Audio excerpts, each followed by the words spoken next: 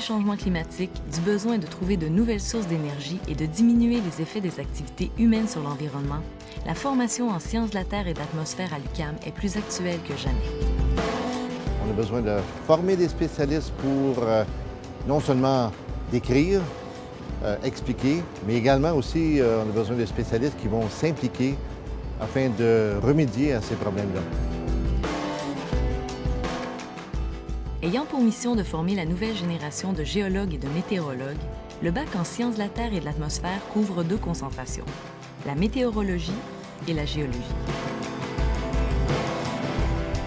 J'ai choisi l'axe météorologie à l'UQAM puisque c'est la seule université en Amérique du Nord qui l'offre en français. Puis deuxièmement, parce que je suis vraiment intéressé par tous les phénomènes météorologiques qui se passent à l'extérieur et les réchauffements climatiques m'intéressent aussi.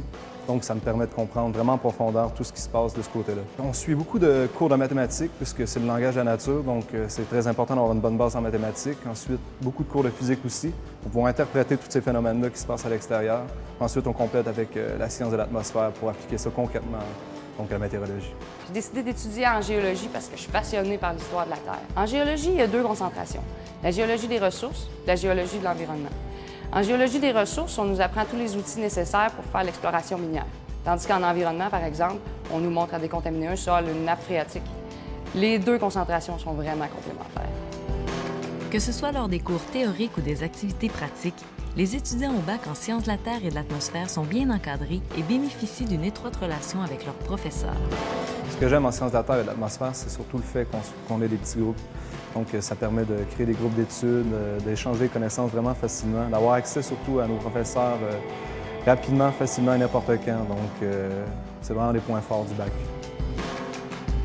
Pour prendre le pouls des sciences de la Terre et de l'atmosphère et de ses enjeux globaux, le bac confronte ses étudiants à l'étude de problématiques à l'échelle planétaire. Pour nous, en géologie et en météorologie, notre laboratoire, c'est la Terre entière. Donc, on amène nos étudiants à l'intérieur de nos programmes, que ce soit au Chili, au Maroc, dans les Caraïbes, puisqu'ils ont la possibilité d'aller travailler à l'international. Avec un excellent taux de placement, ce sont près de 100% des diplômés du bac en sciences de la Terre et de l'atmosphère qui se trouvent un emploi après leurs études. Leur diplôme est reconnu par l'Ordre des géologues du Québec et répond aux exigences d'Environnement Canada pour la météorologie. Aussi reconnus dans le milieu pour leurs compétences et leur motivation, on n'hésite pas à leur confier des responsabilités et des salaires à la hauteur de leurs ambitions.